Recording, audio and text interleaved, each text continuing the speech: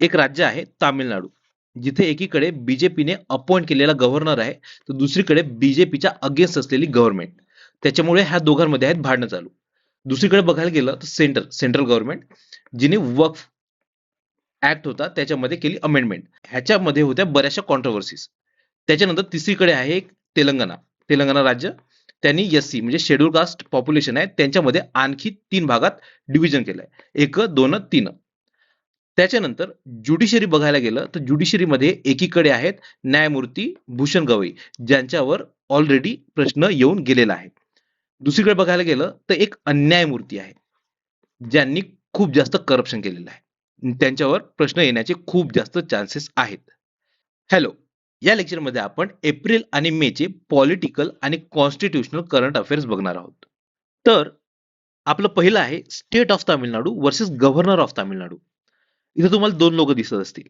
हे आहेत एम के स्टॅलिन आणि हे आहेत आर एन रवी. हे एम के स्टॅलिन आहेत, हे तिथले सीएम आहेत, तामिळनाडूचे सीएम आहेत आणि हे तिथले गव्हर्नर आहेत. तर हे आर एन रवी होते, हे आधी नॉर्थ ईस्टला होते. नॉर्थ ईस्टला त्यांचं खूप भारी काम होतं. तिथे जे इन्सर्जन्सी होती म्हणजे भारताच्या अगेन्स्ट जे काही लोक होते त्यांना शांत करायचं काम यांनी वगैरे चांगलं केलं होतं. पण नंतर हे आले इकडे तामिळनाडूला आणि इकडे झाले यांच्यासोबत कॉन्फ्लिक्ट चालू, म्हणजे एकदम जोरात भांडण सुरू आहे त्यांची. काँग्रेस असो की बीजेपी असो, कोणतीही गव्हर्नमेंट असू द्या, जर केंद्रात वेगळी आहे राज्यात वेगळी आहे, त्यांच्यात भांडणं असतातच. ठीक आहे. तर सेम इथे चालू आहे. इथं बीजेपी आणि काँग्रेसचा असं काही म्हणजे वाद नाही की असं असलं पाहिजे आणि मी कोणाच्या अगेन्स्ट नाही कोणाच्या सपोर्टमध्ये, जे आहे ते सांगतोय. ठीक आहे. तर इथे होत काय आहे की ही जी गव्हर्नमेंट आहे एम के स्टॅलिन यांची, तर ही आहे बीजेपीच्या अगेन्स्ट. तर ही जे काही करत आहे तर ह्यांचा त्यांना विरोध आहे. ठीक आहे. आता मला सांगा की जर तुमच्या घरी तुमच्या हातात सगळी पॉवर आहे, तुमच्याकडे पैसा आहे, तुम्ही सगळं काही करू शकता. फक्त एवढी गोष्ट आहे की एक बाहेरचा माणूस आहे, त्याची साईन करावी लागते तुम्हाला घरी किराणा आणायसाठी. तर तुम्ही त्याची जनरली साईन घेता आणि त्याची साईन भेटते तुम्हाला. पण आता काही दिवसांनी काय होतंय की हा साईन देणं बंद करतोय, देतच नाही साईन हा. त्याच्यामुळे तुम्ही घरी किराणा भरू शकत नाही. सेम इथं यांचं होत आहे. हे जी गव्हर्नमेंट आहे यांची एम के स्टॅलिन यांची, तर हे मागच्या 4-5 वर्षापासून बिल्स काढत आहेत. खूप सारे बिल्स काढत आहेत. आता बिल म्हणजे काय, कशासाठी काढतात? ऍक्ट बनवायसाठी. तर हे बिल काढत आहेत. आता बिल ऍक्ट बनवायसाठी काय लागतं? हे जे गव्हर्नर आहेत ह्यांची साईन लागते. आता हे कशानुसार आहे? आर्टिकल 200 नुसार. आर्टिकल 200 नुसार जे गव्हर्नर आहेत ते हो म्हणू शकतात, त्या बिलला नाही म्हणू शकतात किंवा ते बिल परत ह्यांच्याकडे वापस पाठवू शकतात.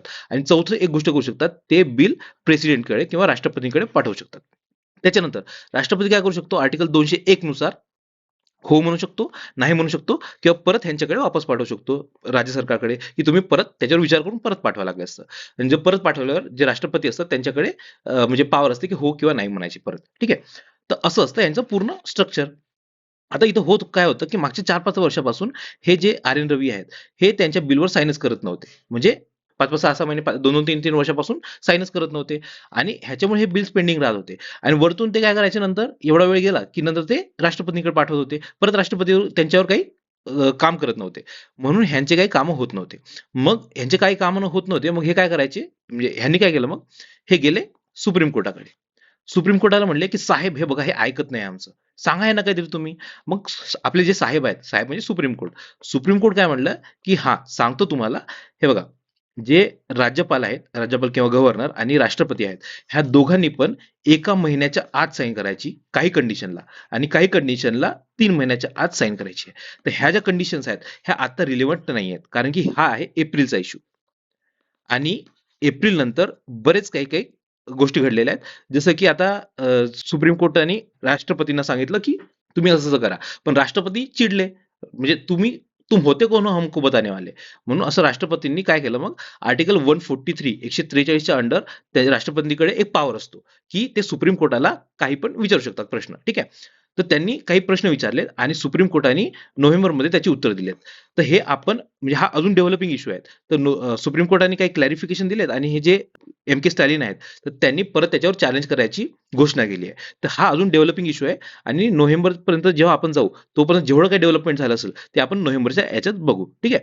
पण तोपर्यंत तुम्हाला ह्या जे आर्टिकल्स आहेत, हे आर्टिकल्स तुम्हाला करावेच लागतील एकदम चांगल्या पद्धतीने. आर्टिकल 200 तर तुम्हाला सांगितलंच आहे, 143 सांगितलंय, 201 पण सांगितलंय. बाकीचे पण करून टाका. हे आर्टिकल 142 काय आहे? जेव्हा सुप्रीम कोर्टाकडे कोणत्या पण गोष्टीसाठी केस येते किंवा सो मोटू पण म्हणजे स्वतःहून पण सुप्रीम कोर्ट घेऊ शकते. तर त्या केसमध्ये कॉन्स्टिट्यूशन मध्ये किंवा एखाद्या लॉ मध्ये काही लिहिलेलं नसताना पण कम्प्लीट जस्टिससाठी सुप्रीम कोर्टाकडे एकदम म्हणजे अल्टिमेट लेवलचं डिस्क्रिप्शन दिलंय. तर ते 142 आर्टिकल. ठीक आहे. तर हे आर्टिकल्स याच्यामध्ये न्यूजमध्ये खूप जास्त होते. तर ह्याच्यावर प्रश्न विचारू शकतात. ठीक आहे. तर हे आपल्याला करून ठेवायचं आहे आणि बाकीचं जे आहे ते आपण नोव्हेंबरमध्ये कंप्लीट करू. त्याच्यानंतर दुसरं आहे तामिळनाडूचंच गोष्ट आहे. आता तामिळनाडूमध्ये एवढ्या गोष्टी होत्या की सेंटर खूप जास्त ओव्हर पॉवर करत आहे. तर त्यासाठी ऑटोनॉमी म्हणजे स्वायत्ततेसाठी तामिळनाडू सरकारने एक कमिटी नेमली आहे. कोणती? जस्टिस कुरियन जोसेफ यांची कमिटी. आता हे होते सुप्रीम कोर्टाचे जस्टिस आणि त्यांच्या अंडर ही एक कमिटी नेमली आहे आणि ते आता रिकमेंडेशन देणार आहे की केंद्र आणि राज्य ह्यांच्यामध्ये संबंध काय असायला पाहिजे ह्याचे रिकमेंडेशन देणार आहे. तर असेच रिकमेंडेशन आणखी बऱ्याचशा कमिटीजनी ऑलरेडी दिलेले आहेत. तर ते पण आपण एकदा बघून घेऊ. कारण की ह्याच्यावर जोड्या लावा किंवा क्रोनॉलॉजीनुसार सांगा असं काहीतरी विचारू शकतात. तर सगळ्यात आधी एक ARC वगैरे पण बसली होती, पण आपण ते सोडू. 1966 ची एक सेटल वॉर्ड कमिटी आहे, ती बसली होती. त्याच्यानंतर 1969 ला राजमन्नार कमिटी आहे. लक्षात ठेवा, हे पूर्ण क्रोनॉलॉजी लक्षात ठेवा. त्याच्यानंतर 1973 ला आनंदपूर साहिब रिझॉल्युशन होतं. 1977 ला वेस्ट बेंगॉल मेमोरेंडम, हे पंजाबचं आहे, आनंदपूर साहिब. ठीक आहे. त्याच्यानंतर 1983 ला सरकारी कमिशन इंदिरा गांधी यांनी बसवलं होतं. त्यानंतर 2007 ला पंची कमिशन मनमोहन सिंग यांनी बसवलं होतं. तर हे सगळे एकदम चांगल्या पद्धतीने लक्षात ठेवायचे आहेत. ठीक आहे. डन. हा. तर हे झालं आपलं तामिळनाडूची डिमांड फॉर ऑटोनॉमी. त्याच्यानंतर आता वक्फ अमेंडमेंट ऍक्ट हे काय आहे हे समजून घेण्यासाठी आधी आपल्याला वक्फ काय आहे ते समजून घ्यावं लागेल. थोडंसं कन्फ्युजिंग आहे, एकदम सोप्या शब्दात सांगतो. हे समजा एक घर आहे. आता घर म्हणजे काय? प्रॉपर्टी असते, बरोबर? आणि हा आहे अस्लम. आता अस्लमची ही प्रॉपर्टी आहे घर. अस्लम आहे दयाळू. दयाळू आहे, तो काय करतो? रिलिजियस कामासाठी, रिलिजियस म्हणजे धार्मिक कामासाठी किंवा चॅरिटीसाठी, म्हणजे समजा काहीतरी स्कूल बांधायची आहे त्याच्यावर, किंवा मदरसा उभारायचा आहे किंवा कब्रस्तान वगैरे बांधायचं आहे, त्यासाठी तो त्याची ही प्रॉपर्टी दान करतो. आता ही जी दान केलेली प्रॉपर्टी आहे ह्याला काय म्हणतात? वक्फ. कळलं? वक्फ कशाला म्हणतात? ही जी दान केलेली प्रॉपर्टी आहे, कोणत्या? ह्या दोन कामांसाठी, रिलिजियस किंवा चॅरिटेबल कामासाठी, त्याला काय म्हणतात? वक्फ. आणि जो अस्लम होता, ज्यांनी जी प्रॉपर्टी दान केली, त्याला काय म्हणतात? वाकिफ. ठीक आहे. तर वाकिफचे आपल्याला काय घेणं देणं नाही, आपल्याला फक्त वक्फ इम्पॉर्टंट आहे. आता हे जे वक्फ आहे ह्याला काय समजतात? ते अल्लाची प्रॉपर्टी समजतात. म्हणजे काय? की once a Waqf always a वक्फ, म्हणजे एकदा जी वक्फ म्हणून दान केलेली ती परत आपण घेऊ शकत नाही. आता प्रॉब्लेम इथं काय आहे? वक्फ मध्ये प्रॉब्लेम नाही. वक्फ तर चांगल्या गोष्टीसाठीच आहे, म्हणजे जे मुस्लिमांचा उद्धार वगैरे करायसाठीच वक्फ आहे. ठीक आहे. पण इश्यू इथं काय आहे की वक्फ बोर्ड, आता ही जी प्रॉपर्टी आहे ही मॅनेज करते वक्फ बोर्ड. म्हणजे प्रत्येक स्टेटमध्ये एक एक वक्फ बोर्ड असतो आणि सेंटरमध्ये एक वक्फ काउन्सिल असते. तर ह्या वक्फ बोर्डाची तुम्हाला एक फॅक्ट सांगतो, एकदम इंटरेस्टिंग फॅक्ट आहे. सगळ्यात हायेस्ट आपल्याकडे जमीन कोणाची आहे? वक्फची नाही. सगळ्यात हायेस्ट जमीन कोणाकडे आहे? रेल्वेकडे आहे. दुसऱ्या नंबरची हायेस्ट जमीन कोणाकडे आहे? डिफेन्सकडे. आणि तिसऱ्या नंबरची हायेस्ट जमीन वक्फकडे आहे. एवढी सारी जमीन आहे. पण इश्यू इथे आहे की त्या जमिनीचे ते काय म्हणतात बरोबर इन्कम येत नाहीये आणि त्याच्यामुळे म्हणजे असं एक साचार कमिटी होती, SSCHAR, सच्चर म्हणतात, काही जण साचार म्हणतात. तर ह्या कमिटीने सांगितले होते की काही इश्यू आहेत वक्फ बोर्डमध्ये, तर ते आपल्याला रेक्टिफाय करावे लागतील, जेणेकरून आपली इन्कम वाढेल आणि म्हणजे जे मुस्लिम्स आहेत तर त्यांचा पण उद्धार होईल, बरोबर? तर ह्याच्यासाठी त्यांनी एक काही रिकमेंडेशन दिले होते. तर 2013 ला ह्या वक्फ मध्ये काही अमेंडमेंट करण्यात आले होते, बरोबर? तर त्याच्यानंतर परत आता 2025 ला जी साचार कमिटी होती त्यांचीच रिकमेंडेशन घेऊन परत काही अमेंडमेंट केले. तर त्या अमेंडमेंटमध्ये काहीतरी इश्यूज आहेत, तर ते पण आपण इथे डिस्कस करू. तर सगळ्यात आधी हे जे वक्फ अमेंडमेंट ऍक्ट आहे ह्याला त्यांनी नाव चेंज करून काय केलंय? उमीद ऍक्ट. म्हणजे काय? Unified management empowerment efficiency and development, म्हणजे काय? उमीद ऍक्ट हे नाव चेंज केलंय. सगळ्यात इम्पॉर्टंट गोष्ट लक्षात ठेवा, वक्फ ऍक्ट 1995 चा होता, त्याच्यामध्ये आता आपण सुधारणा केली आहे आणि त्याचं नाव काय चेंज केलंय? उमीद ऍक्ट. वक्फ कळलंय तुम्हाला, ठीक आहे? त्याच्यानंतर हे बिल कोणी सादर केलंय? किरेन रिजिजू यांनी. हे लक्षात ठेवा, कारण की असे प्रश्न विचारतात. तुम्हाला दाखवतो. हे बघा, हा प्रश्न आहे, आय थिंक 2024च्या राज्यसभेला होता, की महिला आरक्षण विधेयक किंवा वुमन रिझर्वेशन बिल होतं. तर ते म्हणजे असंही नाही ऍक्ट झालं होतं, बिल होतं. त्या बिलवर प्रश्न होता की ते बिल सादर कोणी केलं होतं? हे बघा, बिल सादर यांनी केलंय, पंतप्रधान नरेंद्र मोदी यांनी. तर असे प्रश्न विचारतात, म्हणून आपल्याला पीवायक्यूचं अनालिसिस करूनच आपल्याला सगळं करायचं असतं. तर हे किरण रिजिजू आहे, ह्यांनी हे बिल सादर केले होते. त्याच्यानंतर ह्या अमेंडमेंटमध्ये काय सांगितलं की जी सरकारी मालमत्ता आहे ती वक्फ आहे की नाही हे कोण ठरवणार आहे? कलेक्टर. म्हणजे आधी काय होत होतं की समजा जर सरकारी मालमत्ता असली किंवा कोणती पण मालमत्ता असली तर जे वक्फ आहे ते सांगायचं ही प्रॉपर्टी ही आमची आहे, तर ती त्यांची होऊन जायची. अशा टाईपचा होता जवळपास. तर तो इश्यू होता. तर तो इश्यू आता ह्या बिलमध्ये म्हणजे किंवा ह्या ऍक्टमध्ये काढण्याचा प्रयत्न केलाय. तर जे वक्फ आहे ते कोण ठरवणार? कलेक्टरच्या वरचा पदाधिकारी. आणि हे जे फॅक्ट आहे हे खूप इम्पॉर्टंट फॅक्ट आहे, हे लक्षात ठेवा. कारण की आधी इथं होतं फक्त कलेक्टर होता, तो ठरवू शकत होता. पण खूप जास्त प्रोटेस्ट झाले आणि त्यांनी ते कलेक्टर चेंज करून कलेक्टरच्या वरचा पदाधिकारी ठरवणार हे सांगितलंय. ठीक आहे, लक्षात ठेवा, कलेक्टर नाही, कलेक्टरच्या वरचा पदाधिकारी आहे. हा, आणि हे जर सरकारी निघाली जमीन तर ते वक्फ नाही असाच निर्णय येईल. ठीक आहे. त्याच्यानंतर वक्फचे जे वाद आहेत ते कोण सोडवणार आहे? जिल्हाधिकारी. तर आता इथे इश्यू काय झालाय की म्हणजे ही पण एक डेव्हलपिंग स्टोरीज आहे. ही पण म्हणजे जेव्हा ऍक्ट बनला होता त्याच्यानंतर परत ते सुप्रीम कोर्टात गेली. सुप्रीम कोर्टाने ह्याच्यावर इंटरिम स्टे आणलाय. म्हणजे काय म्हणलंय, म्हणजे सगळ्या पूर्ण ऍक्टवर नाही, काही गोष्टींवर. तर आता इंटरिम म्हणजे काय? तात्पुरता. तर त्यांनी काय सांगितलं की काही जे त्याच्यातले प्रोव्हिजन्स आहेत तर ते सध्या पुरते आपण थांबवू. तर त्याच्यातला हा प्रोव्हिजन आहे, वक्फचे वाद जिल्हाधिकारी सोडवणार. तर कोर्टाचं म्हणणं आहे की जे वाद आहेत ते सोडवण्याचं काम न्यायालयाचं आहे, तुम्ही सोडवू नका. तर हे सध्या आपण याला कट मारून ठेवू. वक्फचे वाद जिल्हाधिकारी सोडवणार, हे असं नाहीये. ठीक आहे. त्याच्यानंतर त्यांनी सांगितलं की ट्रस्ट आणि वक्फ हे वेगवेगळे आहे. ठीक आहे, हे एक लक्षात ठेवून द्या. ट्रस्ट असतात आणि वक्फ असतात, ते दोघे वेगवेगळे असतात. त्यानंतर वक्फ बोर्ड, आता हे पण थोडंसं कॉन्ट्रोवर्शियल होतं. ह्याच्यावर पण सुप्रीम कोर्टाने काही जजमेंट दिलंय, ते पण सांगतो आता पुढे. जी अमेंडमेंट आहे त्या अमेंडमेंटमध्ये वक्फ बोर्डमध्ये 2 नॉन मुस्लिम असणार आहेत. बरोबर. आता वक्फ बोर्डमध्ये टोटल 22 असतात केंद्रामध्ये आणि 11 असतात स्टेट बोर्डमध्ये. तर केंद्रामध्ये म्हणजे टोटल कुठे पण 2 नॉन मुस्लिम असतात आणि 2 वुमेन असतात. आता हे कमीत कमी सांगितले, म्हणजे मॅक्झिमम किती पण असू शकतात. ह्याचा अर्थ काय, की जे नॉन मुस्लिम आहेत त्यांची मेजॉरिटी पण राहू शकते. पण आता जे म्हणजे सुप्रीम कोर्टात गेले होते त्यांनी हे सांगितलं की असं कसं शक्य आहे, असं राहायला नाही पाहिजे. बरोबर. तर सुप्रीम कोर्टाने काय सांगितलं की असं अलाउ नसणार आहे. त्यांनी काय सांगितलं की सेंट्रल वक्फ काउन्सिल आहे तर त्याच्यामध्ये मॅक्झिमम 4 असणार 22 पैकी, आणि स्टेट वक्फ काउन्सिल आहे त्याच्यामध्ये 3 पेक्षा म्हणजे 3 किंवा 3 पेक्षा कमी असणार 11 पैकी. काय? Non Muslim majority. ठीक आहे. आता वक्फ बाय युजर, आता हे खूप इम्पॉर्टंट कन्सेप्ट आहे. आता वक्फ म्हणजे काय आपल्याला माहित आहे की जी दिलेली प्रॉपर्टी असते किंवा जी गिफ्ट गिफ्ट नाही पण दान केलेली प्रॉपर्टी असते ती म्हणजे वक्फ असते. आता वक्फ बाय युजर म्हणजे काय? यूज करू करू किंवा त्याचा वापर करू करू ती जी वक्फ प्रॉपर्टी झाली आहे त्याला म्हणतात वक्फ बाय युजर. आता होत काय होतं की समजा हे एक प्रॉपर्टी आहे, ही आहे आसिफची. आता प्रॉपर्टी म्हणजे हे समजा प्लॉट आहे आणि इकडे गाव आहे. तर त्या गावातले जे मुस्लिम लोक होते ते ह्या प्रॉपर्टीवर येत आहेत आणि इथे येऊन नमाज पडत आहेत. म्हणजे मागच्या 50-60 वर्षापासून. आता जो आसिफ आहे, आसिफला वाटलं ही प्रॉपर्टी विकावं.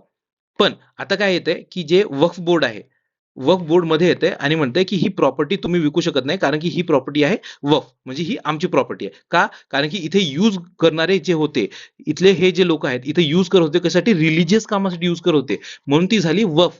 ती तुम्ही प्रायव्हेट असली तरी चालेल, पण ती आता वक्फ आहे, तुम्ही ती विकू शकत नाही, म्हणजे ती तुम्ही ऑलरेडी दान केलेली आहे. असं होतं वक्फ बाय युजर. तर ही तर प्रॉब्लेमॅटिक होतं. बरोबर. आता कोणी चांगल्या कामासाठी करते, नंतर त्याला वाटलं की विकावे, ते विकू शकत नव्हता, म्हणून ती रिमूव्ह करण्यात आली. ठीक आहे. त्याच्यानंतर फक्त मुस्लिम डोनेट करू शकतात. ह्याच्या जे वक्फ आहे ते फक्त मुस्लिम डोनेट करू शकतील, असं आताच्या ऍक्टमध्ये सांगितलं. आणि मुस्लिम कोणाला ठरवणार ते? की जे मागच्या 5 वर्षापासून मुस्लिम असेल तरच. पण आता इथं इश्यू कसा आहे की कोण 5 वर्षापासून करतंय, कोण 2 वर्षापासून करतंय, हे कसं ठरवणार तुम्ही? कळणार नाही ना. की म्हणजे कोणी म्हणलं आम्ही 10 वर्षापासून करतोय, कोणी म्हणलं आता मागच्या वर्षी करतोय. म्हणजे डायरेक्ट सांगताच नाही येणार की कोण 5 वर्षापासून प्रॅक्टिस करताय मुस्लिम. तर हे जे प्रोव्हिजन आहे हे पण सुप्रीम कोर्टाने आता सध्यापुरतं स्थगित करू असं सांगितलंय. तर ह्याच्यावर पण आपण काट मारून देऊ. वरती पण एक कुठेतरी झालंय ना, ह्याच्यावर पण सध्या कट मारून टाकू. ठीक आहे. त्याच्यानंतर ह्याच्यामध्ये हे लक्षात ठेवा, कारण की हे आता सुप्रीम कोर्टाने सांगितलंय, हे लक्षात ठेवा. त्याच्यानंतर आता इथे लिमिटेशन ऍक्ट लागू होणार आहे. आतापर्यंत याच्यावर लिमिटेशन ऍक्ट लागू होत नव्हता वक्फवर. तर लिमिटेशन ऍक्ट कसं आहे की समजा म्हणजे कोणती पण प्रॉपर्टी आहे आणि त्याच्यावर कोणी हक्क गाजवत आहे, म्हणजे मागच्या 10-12 वर्षापासून हक्क गाजवत आहे आणि तुम्हाला माहिती आहे ती तुमची प्रॉपर्टी आहे आणि तुम्ही त्या 12 वर्षात म्हणजे तुम्ही म्हणजे कोर्टाकडे गेले नाही की हे माझी प्रॉपर्टी आहे आणि ते डिस्प्यूट तुम्ही कोर्टामध्ये टाकलं नाही, तर ती प्रॉपर्टी जो वापरत आहे त्याची होऊन जाते. तुमच्याकडे लिमिटेशन असतं, तुम्ही 12 वर्षाच्या आत तुम्हाला ती प्रॉपर्टी साठी तुम्हाला कोर्टात जावं लागेल. ठीक आहे. तर ते असं लिमिटेशन, ते आहे लिमिटेशन ऍक्ट, की जेणेकरून खटले खूप जास्त लांब चालणार नाही. तर पण ते जे वक्फ बोर्ड होतं त्याच्यावरती लागू नव्हतं. वक्फ बोर्ड होतं ते कोणाच्याकडे म्हणजे 50-50, 60-60 वर्षापासून जी प्रॉपर्टी आहे त्याच्यावर जाऊन म्हणायचं आमची ही प्रॉपर्टी आहे. पण समजा जर तो माणूस आहे तर तो माणूस परत म्हणजे त्या जर बोर्डाने वक्फ बोर्ड आहे त्यांनी प्रॉपर्टी घेतली तर त्या माणसाला 1 वर्षाच्या आत ती प्रॉपर्टी माझी आहे हे सांगायसाठी कोर्टात जावं लागायचं. म्हणजे त्याच्यामुळे हे थोडंसं डिस्क्रिमिनेटरी होतं ना, तर त्याच्यामुळे हे जे लिमिटेशन ऍक्ट आहे हे आता त्याच्यावर लावण्यात आलेलं आहे. म्हणजे आधीसारखं होणार नाही. आता दोघांनाही 12-12 वर्ष असणार आहे. त्याच्यानंतर प्रॉपर्टी वक्फ बनण्यापूर्वी महिलांना त्यांचा वारसा हक्क मिळायला हवा, म्हणजे किंवा आता मिळणार ह्या काय म्हणतात अमेंडमेंटनी. म्हणजे काय, की आधी कसं व्हायचं, की जे मुस्लिम, समजा ही एक मुस्लिम फॅमिली आहे आणि हे कपल आहे, ठीक आहे. हा मेल मेंबर आहे आणि त्याला एक पोरगा आहे आणि 3 पोरी आहेत. आणि हा जो पोरगा आहे, हा पोरगा आहे आणि ह्या 3 पोरी आहेत. ह्या पोराला परत 2 पोरी झाल्यात. ठीक आहे. म्हणजे काय, हा जो मेल मेंबर होता, ह्याचं हे जे घर आहे, हे जे घर आहे, हे याचं होणार. बरोबर? ह्या पोरींकडे त्याचा हक्क जाणार नाही. आणि ह्या जे घर आहे, हे घर पुढे जाऊन ह्याच्या पोराचं होणार होतं. पण ह्याला पोरगाच नाहीये. ह्याला फक्त पोरी आहेत. ह्या पोरी जर असतील, म्हणजे पूर्ण पुढं मेल नसणार आहे, तर ही जी प्रॉपर्टी आहे, ही होणार वक्फची, असं आधी सांगण्यात आलं होतं. पण आता कसं आहे, की ह्या ज्या पोरी आहेत, ह्या पोरींकडे ही प्रॉपर्टी जाईल. ठीक आहे. आणि ह्या पोरी ठरवतील की ते वक्फला द्यायचं की आपल्याकडे ठेवायचं. ठीक आहे. तर असं हे पूर्ण ऍक्ट आहे. तर ह्याच्यातल्या काही म्हणजे कॉन्ट्रोवर्शियल आहे, काही चांगल्या आहेत, काही वाईट आहे, सगळंच आहे याच्यात. आपण त्याच्यात पडायला नको की काय चांगलं आहे, काय वाईट आहे. आपल्याला फक्त हे जे फॅक्ट्स आहेत एवढे लक्षात ठेवायचे. ठीक आहे.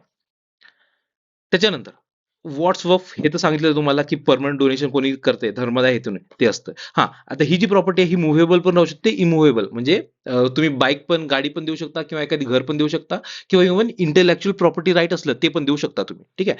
आणि once a Waqf always a वक्फ सांगितलंय तुम्हाला. तर हा, आणि 32 स्टेट वक्फ आहेत आणि एक सेंट्रल वक्फ काउन्सिल आहे. ठीक आहे. हे पण लक्षात ठेवा. आणि हे पण सांगितलं आहे तुम्हाला सचार कमिटी, हे सगळ्यात जास्त इम्पॉर्टंट आहे, लक्षात ठेवा सचार कमिटी. ठीक आहे. त्याच्यानंतर आता तेलंगणामध्ये एस-सी वर्गीकरण, एस-सी म्हणजे schedule caste. Schedule caste population आहे त्यांच्यामध्ये परत आता वर्गीकरण केलंय किंवा डिव्हिजन केलंय त्यांच्यात पण. तर आता ह्याच्या मागची बॅक स्टोरी सांगतो, म्हणजे तुम्हाला लक्षात राहील चांगलंच. पंजाब आहे. पंजाबमध्ये जी पंजाबची गव्हर्नमेंट आहे त्यांनी काय केलं होतं, की जे एस-सी पॉप्युलेशन होतं त्यांना 2 ह्याच्यात डिव्हाईड केलं होतं. कोणते? एक मजहबी शीख आणि दुसरे होते वाल्मिकी. ह्या दोघांमध्ये डिव्हाईड केलं का बरं? कारण की ह्याच्यातले काही जण होते ते खूप जास्त, म्हणजे बऱ्यापैकी त्यांनी रिझर्वेशनचा फायदा घेऊन ते पुढे गेले होते आणि काही जण अजून मागे राहिले होते. तर ह्यांना पण फायदा भेटावा ह्यासाठी असं डिव्हिजन केलं होतं. आता ह्याच्यातले काही जण गेले तिथे हायकोर्टात. हायकोर्टाने काय सांगितलं, की नाही राज्य सरकार, तुम्ही रिझर्वेशन मध्ये रिझर्वेशन देऊ शकत नाही. ठीक आहे. आता ह्याचा पण काही लोकांना प्रॉब्लेम असेल, तर त्याच्यातले काही लोक सुप्रीम कोर्टात गेले. हायकोर्टाच्या विरोधात सुप्रीम कोर्टात जाणार. तर हायकोर्टाने काय म्हटलं, की जे सुप्रीम कोर्टाने म्हटलं, की जे हायकोर्टाचं जो जजमेंट होतं ते चुकीचं आहे. आणि त्यांनी सांगितलं, की जे स्टेट्स आहेत त्यांच्याकडे पॉवर आहे, की ते रिझर्वेशन मध्ये रिझर्वेशन देऊ शकतात. ठीक आहे. मग आता मला सांगा, की भारतात काय आहे? भारतात आहे फेडरलिझम. फेडरलिझम नाही, federalism with unitary bias. Unitary bias म्हणजे काय, की जे सेंटर आहे किंवा आपलं जे केंद्र आहे ते थोडंसं जास्त पॉवरफुल आहे. हे आपण कुठून घेतलंय? कॅनडाकडून. बरोबर? कॅनडाकडून घेतलंय, म्हणजे आपलं सेंटर जास्त पॉवरफुल आहे. पण जेव्हा केव्हा आपल्या स्टेटला जास्त पॉवर भेटत आहे, तेव्हा स्टेट काय करणार, की मेरे को ये करने का है. तर ऐसा मेरे को ये करने का है, पहिले किसने बोला? पहिले बोला तेलंगणाने. तर म्हणून तेलंगणामध्ये काय झालंय, की सगळ्यात पहिले त्यांनी एस-सी किंवा शेड्यूल कास्टमध्ये त्यांचे वर्गीकरण केलेलं आहे. तर ह्याला त्यांनी नाव काय दिलं? Telangana schedule caste rationalisation of reservation act किंवा आरक्षणाचे तर्कसंगतीकरण कायदा 2025. ठीक आहे. समजलं? हा. तर आता हे जे आहे हे इम्पॉर्टंट आहे, की हे बेस्ड ऑन हा जो कायदा आहे त्यांनी कशावर बनवला, की त्यांनी शमीम अख्तर आयोग बनवला होता. पण त्याच्या अगोदर जे तुम्हाला सांगितलं सुप्रीम कोर्टात जजमेंट, ते जजमेंट आलं होतं, कोणतं होतं? State of Punjab versus Davinder Singh judgment. आता हे तुम्ही मेन्स मध्ये वगैरे लिहू शकता. मोस्टली प्रिलिम्सला विचारण्याची शक्यता कमी आहे याच्यावर. पण एकदा लक्षात ठेवून द्या, मेन्स मध्ये वगैरे विचारतात, म्हणजे लिहायसाठी आपलं सोपं आहे ते. आणि हे लक्षात ठेवा, शमीम अख्तर आयोग. आता शमीम अख्तर कसं लक्षात ठेवायचं? शमी आहे आपला गोलंदाज, शमी, मोहम्मद शमी. तर तो गेलाय हैदराबादला. हैदराबाद कुठे आहे? तेलंगणामध्ये, आपल्या सगळ्यांनाच माहित आहे. तर हैदराबाद आहे मुस्लिम डॉमिनेटेड पॉप्युलेशन. आता इथं मी असं काही कोणाला स्टेरिओटाईप करत नाहीये. मी फक्त इथे जे फॅक्ट आहे म्हणजे आपल्या लक्षात राहावं म्हणून सांगतोय. तर शमी गेलाय आपला हैदराबादला आणि तिथे जाऊन जी तेलंगणाची गव्हर्नमेंट आहे त्यांना सांगतोय, की तुम्ही जे एस-सी पॉप्युलेशन आहे त्यांचं 3 याच्यात डिव्हाईड करा. ठीक आहे. तर 3 याच्यात डिव्हाईड करा म्हणजे काय, 3 याचं वर्गीकरण केलंय. जे 15% पॉप्युलेशन होती किंवा 15% रिझर्वेशन होतं, त्याला 1%, 9% आणि 5% मध्ये डिव्हाईड केलंय. आता बाकी जास्त लक्षात ठेवायची गरज नाहीये. फक्त एवढंच लक्षात ठेवा, शमीम अख्तर आयोग आणि हे जे जजमेंट होतं ते. बस. आणि तेलंगणा पहिलं राज्य आहे, एवढंच लक्षात ठेवा. आणि हे इम्पॉर्टंट आहे, जे स्टॅटिक आहे. आता मी याच्यावरचे जे आर्टिकल्स वाचले होते त्याच्यात हे जे म्हणजे न्यूजपेपरमध्ये जे आर्टिकल्स आले होते त्याच्यामध्ये हे आर्टिकल्स आहेत, हे जास्त मेन्शन केलेले होते. तर मग हे स्टॅटिकसाठी आपल्याला वाचायचे आहेत 14, 15, 16 341 आणि 341(2). ठीक आहे, हे चांगल्या पद्धतीने वाचा. त्याच्यानंतर न्यायमूर्ती भूषण गवई यांच्यावर राज्यसभेला ऑलरेडी प्रश्न आलेला आहे आणि आपण मोस्टली आता मे साठी वगैरे करतोय. मे मध्ये एक्झाम असणार आहे 31 मेला, तर तेव्हापर्यंत हे खूप जास्त इरिलेव्हंट असणार आहे. ह्यांच्यावर प्रश्न येण्याची शक्यता नाहीच आहे. ठीक आहे, तर म्हणून ह्यांच्यावर प्रश्न येणार नाहीये, हे रिलेव्हंट नाहीये. त्याच्यानंतर कास्ट सेन्सस किंवा जातीनिहाय जनगणना. आता सेन्सस आपल्याला माहितच आहे, पण कास्ट सेन्सस म्हणजे काय, की कास्ट आहे त्यांची, म्हणजे कोणत्या कास्टचं किती पॉप्युलेशन आहे, तर ते आपल्याला बघायचं आहे.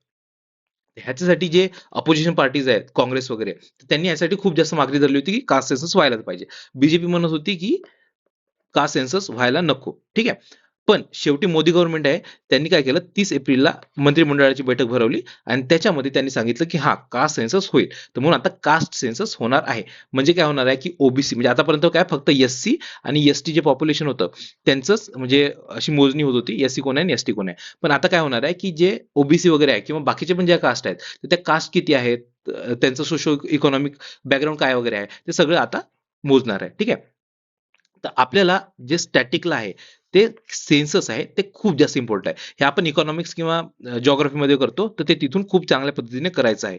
पुढच्या वर्षी इव्हन युपीएससीला पण विचारू शकतात. खूप जास्त इम्पॉर्टंट आहे. तर आता ह्याची आपल्याला हिस्ट्री बघायची आहे कास्ट सेन्ससची. आता ही पण इम्पॉर्टंट आहे. तर जी 1901 पासून ते 1931 पर्यंत आपण पूर्ण, म्हणजे जे ब्रिटिश गव्हर्नमेंट होतं त्यांनी कास्ट सेन्सस पूर्ण चांगल्या प्रकारे पार पाडलं. चांगल्या प्रकारे म्हणजे जसं कसं होईल त्यांनी पार पाडलं होतं. म्हणून आपल्याकडे जो ऑफिशियल डेटा बघायला गेला तर शेवटचा आहे आपल्याकडे 1931चा. 1941ला पण करायचं होतं, पण 1941ला वर्ल्ड वॉर 2 चालू होतं, म्हणून ते काही पब्लिश होऊ शकलं नाही. त्याच्यानंतर आपलं जे भारत आहे 1947ला स्वातंत्र्य झाला. 1951ला आपण पहिल्यांदा सेन्सस घेतलं, म्हणजे इंडिपेंडंट इंडियानी, आणि त्यांनी आपण, म्हणजे नेहरू जे होते त्यांनी ते डिस्कंटिन्यू केलं. फक्त एससी आणि एसटी पॉप्युलेशन होती, त्यांची आता फक्त म्हणजे मोजणी होणार होती. त्याच्यानंतर 2011ला एक सोशो इकॉनॉमिक कास्ट सेन्सस बनलेलं. फक्त इथं कास्ट विषयी फक्त वेगळं नाही होणार होतं, सोशो इकॉनॉमिक कास्ट सेन्सस होतं. ठीक आहे, पण ह्याचा जो डेटा आहे तो पब्लिशच केला गेला नाही. म्हणजे वेगवेगळे कारण आहेत, आपण म्हणजे त्याचे काही कास्ट सेन्सस आहेत, त्याचे बरेचसे डिसएडव्हान्टेजेस पण आहेत. म्हणजे कारण की ते बरेचसे खूप सारे कास्ट आहेत किंवा कास्टमध्ये पण कास्ट आहेत. कोणी कोणत्या कास्टला काय म्हणतं, एक पोर म्हणजे 2 भाऊ आहेत, एक वेगळ्या कास्ट, म्हणजे स्वतःला वेगळ्या कास्टचं सांगतो, दुसरा वेगळ्या कास्टचं सांगतो. तर असे बरेचसे कन्फ्युजन आहे. कोणी वर्ण आहे, वर्णाला कास्ट समजतं. तर असे खूप सारे काय म्हणतात त्याचे डिसएडव्हान्टेजेस आहेत, की म्हणजे ते जनगणना करायची कशी, त्याचे प्रॉब्लेम्स आहेत ते. ठीक आहे. तर ते आपल्याला ते ऍडव्हान्टेज डिसएडव्हान्टेज मध्ये जायचं नाही. आपल्याला फक्त एवढं लक्षात घ्यायचंय की हे जे हिस्ट्री आहे ती बघायची आहे. त्याच्यानंतर 2017ला काय झालं, जस्टिस रोहिणी कमिशन आलं. जस्टिस रोहिणी कमिशन काय होतं, की जे ओबीसी आहे त्यांचं सब कॅटेगरीशन, म्हणजे काय, म्हणजे हे जे कमिशन आहे त्यांचं म्हणणं काय होतं, की ओबीसी मध्ये पण काही प्रवर्ग आहेत की जे खूप मागासलेले आहेत आणि त्याच्यामधले काही प्रवर्ग आहेत जे खूप पुढारलेले आहेत. तर एससी मध्ये जे काही आपण रिझर्वेशन देतोय त्याला पण असे 5-5, 6-6% असे वेगवेगळे करायचे, की जेणेकरून जे जास्त मागासलेले आहेत त्यांना पण पुढे जायची संधी भेटेल. तर यासाठी जस्टिस रोहिणी कमिशन बसलं होतं आणि त्यांनी रिकमेंडेशन पण दिलेले आहे. तर हे लक्षात ठेवा, कारण की ह्याच्यासाठी हे खूप जास्त आर्टिकलमध्ये दिसणारी गोष्ट होती जस्टिस रोहिणी कमिशनची. तर ह्याच्यावर विचारू शकता की जस्टिस रोहिणी कमिशन कधी बसलं होतं, ठीक आहे, किंवा कशाविषयी होतं जस्टिस रोहिणी कमिशन. ओके, तर हे झालं आपलं कास्ट सेन्सस. त्याच्यानंतर हं, हं, हा बघा, हा माणूस चांगला बघा याच्याकडे. हा माणूस कोण होता माहिती आहे का? हा दिल्ली हायकोर्टाचा जज. दिल्ली हायकोर्टाचा जज होता आणि हा जेव्हा घरी नव्हता तेव्हा ह्याच्या घरी आग लागली आणि ती आग विझवताना जे फायर फायटर्स होते त्यांच्या असं लक्षात आलं की त्यांच्या घरात एक 1.5 मीटर एवढी उंचीची 500 रुपयांच्या नोटांची गड्डी होती. म्हणजे जवळपास 15 करोड रुपये, 15 करोड रुपये जळत होते. विचार करा, एका न्यायमूर्तीच्या घरी. बऱ्याच ठिकाणी त्याला न्यायमूर्ती म्हणलंय, पण तो अन्यायमूर्तीच वाटतोय. कारण की विचार करा, की त्यांनी जे काही जजमेंट दिले असणार आहेत, ते सगळे जजमेंट त्यांनी पैसे घेऊन दिले असणार आहे आणि ज्याच्या अगेन्स्ट जजमेंट दिले असणार आहेत, त्यांच्यावर अन्याय झाला असणार आहे. बरोबर? आणि सुप्रीम कोर्टाने काय केलं, की ह्याची केली ट्रान्सफर. कुठून? दिल्ली हायकोर्टातून अलाहाबाद हायकोर्टमध्ये. आणि अलाहाबाद हायकोर्टात ट्रान्सफर केल्यावर जे तिथली बार काउन्सिल होती, ते म्हणतात, की याला, ह्या कचऱ्याला आमच्याकडे कशाला डंप करतायत तुम्ही? विचार करा. आणि वरतून जे अलाहाबाद हायकोर्ट आहे, अलाहाबाद हायकोर्टाचं जे पोर्टल आहे, वेबसाईट आहे, त्याच्यावर त्यांनी त्याला म्हटलंय honourable mister justice Yashwant Verma. वाह! ऑनरेबल, खतरनाक. Honourable justice Yashwant Verma. आता अजूनही ते अलाहाबाद हायकोर्टाचे जज आहेत आणि सुप्रीम कोर्टाने त्याला सांगितलंय की तू एक तर भाई रिझाईन कर, नाही तुला काढण्यात येईल. हा म्हणतोय मी रिझाईन करणार नाही, आता ह्याला काढण्यात येणार आहे. आता काढण्यात कसं येणार आहे त्याची प्रोसेस असते एक इम्पिचमेंट. त्याला इम्पिचमेंट म्हणतात की वेगळं काय म्हणतात ते पण आपण बघायचं आहे. तर आपल्याला हा कोण आहे काय आहे याचं काही घेणं देणं नाही, ह्यांनी काय केलं याचं काही घेणं देणं नाही. आपल्या परीक्षेत हे विचारणार नाही, फक्त आपल्याला माहित असायला पाहिजे की असे पण न्यायाधीश असतात. ठीक आहे. तर आपल्याला करायचं काय ते सांगतो तुम्हाला. आपल्याला स्टॅटिक मध्ये जसं की त्याची ट्रान्सफर केली होती सुप्रीम कोर्टाने कुठून, दिल्लीमधून अलाहाबादला, तर हे ट्रान्सफर कशी होते जजेसची ती बघायची आपल्याला. दुसरी गोष्ट काय, हे जजेसची इम्पिचमेंटची गोष्ट चालू आहे आता, म्हणजे लोकसभेत वगैरे ते मांडायचं चालू आहे. आणि ती इम्पिचमेंट कशी होते, आता त्याला इम्पिचमेंट म्हणतात की फक्त जे राष्ट्रपती आहेत त्यांच्याच रिमोव्हलला इम्पिचमेंट म्हणतात, ते पण आपल्याला बघायचं आहे कुठं, स्टॅटिक मध्ये. ठीक आहे. आणि तिसरी गोष्ट म्हणजे जसं यांची काय म्हणतात नियुक्ती झाली होती, तर ती नियुक्तीची जी प्रोसेस आहे ती पण आपल्याला बघायची आहे. तर त्याच्यावर पण बरंच काही गोष्टी चालू होत्या, एनजॅक वगैरेच्या गोष्टी चालू होत्या, परत आणायच्या वगैरे गोष्टी चालू होत्या, तर ते सगळं आपल्याला बघायचं आहे. ठीक आहे, स्टॅटिक मध्ये. त्याच्यानंतर कोकण रेल्वेचे विलिनीकरण. आता कोकण रेल्वेचे विलिनीकरण म्हणजे मर्जर. आता कोकण रेल्वेची पण गोष्ट थोडीशी वेगळीच आहे. झालं काय होतं की 1990ला 4 स्टेट्स एकत्र आले, महाराष्ट्र, गोवा, कर्नाटका आणि केरळ. हे 4 स्टेट एकत्र आले आणि म्हटले आपण कोकण रेल्वे काढू. आणि सोबत कोण होतं, सेंट्रल गव्हर्नमेंट. सेंट्रल गव्हर्नमेंटचा 51% स्टेक होता. ठीक आहे. आता झालं काय की सेंट्रल गव्हर्नमेंट काय म्हणतं की काही निधीचा तुटवडा आहे आणि पुढे जाऊन पण याचं अपग्रेडेशनसाठी इश्यू येत आहेत, बरोबर. तर म्हणून काय केलं त्यांनी, गोव्याला, कर्नाटकला आणि केरळला त्यांनी म्हणवलं की आपण ह्याला इंडियन रेल्वेमध्ये मर्ज करू. पण महाराष्ट्र गव्हर्नमेंट काही ऐकत नव्हती. आता महाराष्ट्र गव्हर्नमेंटनी काही कंडिशन टाकल्या. काय कंडिशन टाकली, पहिली कंडिशन होती की तुम्ही त्याचं नाव चेंज करायचं नाही, त्याचं नाव इंडियन रेल्वेमध्ये मर्ज झाल्यावर पण कोकण रेल्वेच ठेवायचं. आणि दुसरी कंडिशन काय होती की तुम्ही जे काही गव्हर्नमेंटनी इन्व्हेस्ट केले होते आधी ते सगळे परत करायचे. कळलं. तर अशी होती कोकण रेल्वेची गोष्ट. हे बघा, कोकण रेल्वे आहे, तर कोकण रेल्वेचे 1990ला कोकण रेल्वे कॉर्पोरेशन लिमिटेड हे इस्टॅब्लिश करण्यात आलं होतं. ठीक आहे. कोणतं, कोकण रेल्वे कॉर्पोरेशन लिमिटेड 1990ला. लक्षात ठेवा ह्या गोष्टी आहेत, ह्या ऍटलिस्ट महाराष्ट्राच्या एमपीएससीला किंवा कमेंटला वगैरे विचारू शकतात. त्याच्यानंतर हे जे केआरसीएल होतं, म्हणजे कोकण रेल्वे कॉर्पोरेशन लिमिटेड, हे कोणाकोणाचं होतं, जे मिनिस्ट्री ऑफ रेल्वे होतं 51% स्टेक होता, महाराष्ट्राचा 22% होता, कर्नाटकचा 15% होता आणि गोवा आणि केरळचा 6% इच. बरोबर, हे लक्षात ठेवा. त्याच्यानंतर ह्या कंडिशन तुम्हाला सांगितल्या. पहिली होती कोकण रेल्वे नाव तेच राहणार आहे आणि इंडियन रेल्वे किती, 394 करोड रुपये महाराष्ट्राला वापस करणार आहे, जेवढे की महाराष्ट्राने आधी इन्व्हेस्ट केले होते. ठीक आहे. तर असे आहे कोकण रेल्वे. त्याच्यानंतर ऑपरेशन ब्लॅकफेस. आता जे आपले सीएम आहेत फडणवीस, त्यांनी जे विधानसभेमध्ये उत्तर देताना सांगितलं होतं, म्हणजे आपल्या सिक्युरिटीज वगैरे कशा आहेत तर त्याचे उत्तर देताना त्यांनी सांगितलं होतं की जे मुलं आहेत, छोटे मुलं मुली आहेत, तर त्यांचे जे अश्लील व्हिडिओज आहेत इंटरनेटवर, तर ते काढायसाठी काय आपल्या उपाय योजना आहेत, तर त्यासाठी एक ऑपरेशन ब्लॅकफेस चालू आहे असं त्यांनी सांगितलं होतं. आणि मला थोडंसं म्हणजे इम्पॉर्टंट वाटलं, म्हणजे खूपच येईलच बा असं नाही, बट ऍटलीस्ट लक्षात ठेवा ऑपरेशन ब्लॅकफेस. ऍटलीस्ट तुम्ही जे मेन्स आहे एमपीएससी किंवा युपीएससीची, त्यात पण हे लिहू शकता. ठीक आहे. त्याच्यानंतर महाराष्ट्र इलेक्ट्रिक व्हेकल पॉलिसी ही थोडीशी इम्पॉर्टंट आहे, कारण की आता इलेक्ट्रिक व्हेकल याचं खूप बूम चालू आहे आणि हे चालू राहणार आहे पुढच्या वर्षात. आणि 2030 पर्यंतची पॉलिसी आहे, 5 वर्षापर्यंतची. तर हे 2030 पर्यंत याच्यावर प्रश्न येण्याचे चान्सेस आहेत. ठीक आहे. तर हे लक्षात ठेवा की महाराष्ट्राने ही पॉलिसी 5 वर्षासाठी काढली आहे. किती रुपये खर्चून, 1993 करोड रुपये खर्चून. ठीक आहे. म्हणजे तेवढा निधी मंजूर केलाय. ठीक आहे. त्यानंतर स्टेट अँड नॅशनल जे हायवेज आहेत, तर त्यांच्यावर प्रत्येक 25 किलोमीटरवर चार्जिंग पॉईंट असणार आहे. आणि डिस्काउंट काय भेटणार आहे, हे जे इलेक्ट्रिक व्हेकल आहे त्याचं प्रमोशन करण्यासाठी त्यांनी डिस्काउंटची स्कीम काढली आहे. 10% डिस्काउंट कोणाला, जे खासगी वाहन आहे, दुचाकी असो, 3 चाकी असो किंवा बाकीचे पण जे वाहन आहेत, तर त्यांना 10% सूट भेटणार आहे. आणि 15% सूट कोणाला भेटणार आहे, जे मालवाहू आहेत आणि शेतीसाठी जे ट्रॅक्टर आहेत त्यांना 15% सूट भेटणार आहे. तर अशी आहे महाराष्ट्राची इलेक्ट्रिकल व्हेकल पॉलिसी. ठीक आहे. तर अशा पद्धतीने आपले पॉलिटिकल आणि कॉन्स्टिट्यूशनल घडामोडी संपलेल्या आहेत. ठीक है, डन. चलो फिर बाय बाय, नेक्स्ट वीडियो में मिलते हैं.